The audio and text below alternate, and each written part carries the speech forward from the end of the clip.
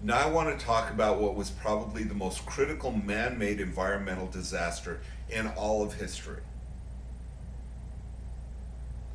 It's not climate change.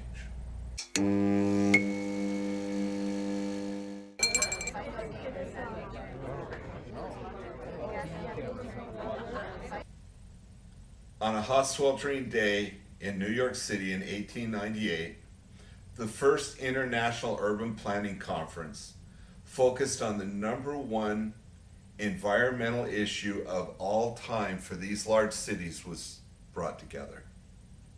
The conference was meant to last for 10 days, but it was dismissed after 3 days when they realized there was no way they were going to be able to deal with this issue. The greatest environmental threat in history, horse manure. At that time, in New York City alone, they were producing 2.5 million pounds of horse manure a day and 250,000 gallons of horse urine. What is that? The average swimming pool's about 5,000 gallons. So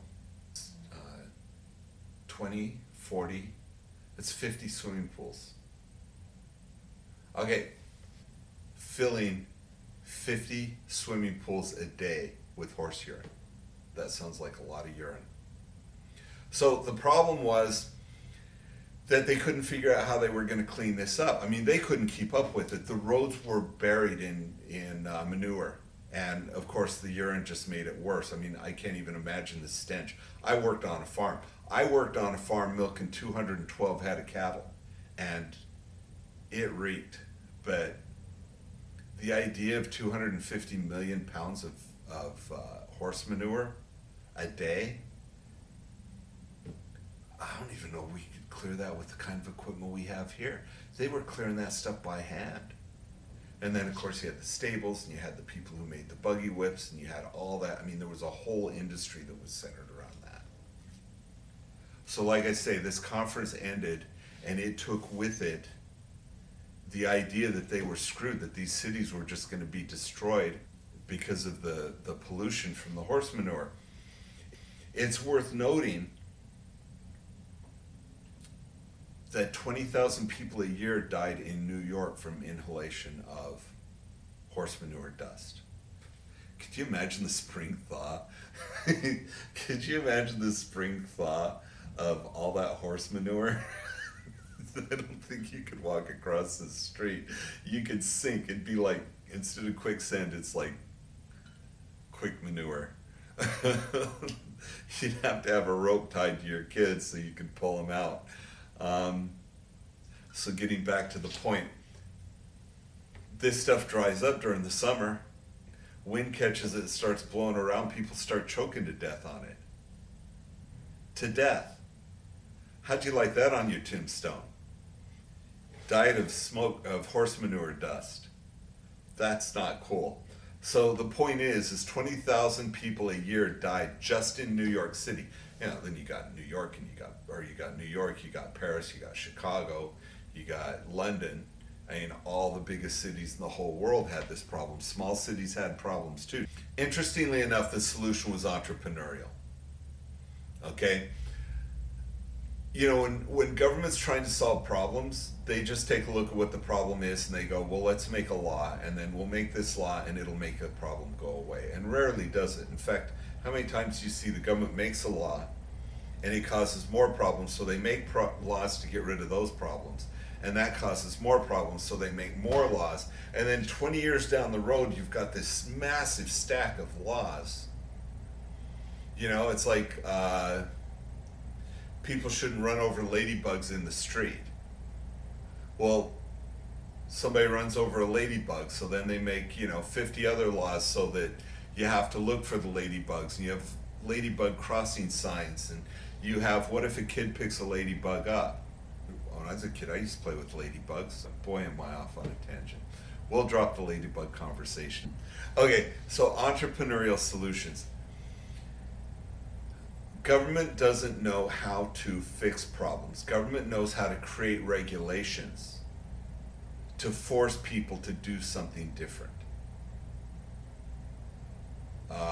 Seatbelt laws are a good example of that. Seatbelt laws don't save lives. Seatbelts save lives.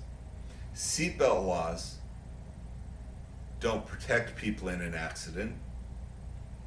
Technology that car manufacturers have developed solve those problems. Now, it can be argued that sometimes legislation encourages those things to happen. Sometimes it doesn't. Sometimes it comes out of the blue. And that's one of these situations. The solution, the government couldn't solve the problem, but a couple of unknown business people at the time could. Henry Ford and Ransom Olds. Ford, Ford Motor Company. Ransom Olds, the Oldsmobile Corporation. Let me consult my notes here. Within 5 years of that conference, Henry Ford and Ransom Olds figured out how to mass produce cars so that people could buy them. Henry Ford actually, his vision was for everybody to be able to have a car. He made his car so it was affordable to everybody. And a little anecdotal point on that, when Ford would order his engines, he would tell the people that were sending the engines that it had to come in a box, and the box had to be a specific size. Back then they didn't have cardboard and stuff like that, so an engine would be shipped in a wooden box. So he had the wooden box built specifically to a certain size and a certain shape. And he even told the box company to drill holes in certain positions. Now, why did he do that? It turns out that the box was the floorboard and the firewall for the compartment that people sat in his car. He'd get an engine, it would come with the wood that he would use as part of the building of the car. Ford also invented the assembly line. He had some guy latch onto the bumper of a car. I've seen video of this. I think I actually saw real video of this. They had video cameras back then. Anyway, this guy latches onto it with a rope and starts walking down the aisle, pulling this car, and as he's going down there, people putting parts on the car. So that was the first assembly lines. So that was how they were able to solve the horse manure problem. No more need for horses. We saw what one could call a paradigm shift. You have an entire economy that's built around horses, horse buggies, stables. You don't want to be a horsewhip manufacturer when the motor car comes along. There are people back there who lost their jobs, they lost their careers, because their careers completely centered around the horse culture in New York. Now, there were people who their job was cleaning up the horse manure. Whether they did their job right or not, I couldn't tell you. I wasn't there. The point I'm getting at here is solving environmental issues was a evolution of things. You started out with killing whales en masse so that people could have lights for their cocktail parties. Then you came up with Rockefeller, made a massive amount of fuel available at an inexpensive price that people could use to light their homes. Then Henry Ford and Ransom Olds were able to apply that to the engines on their motor cars, and thus solving literally the most important environmental problem that we had in our history.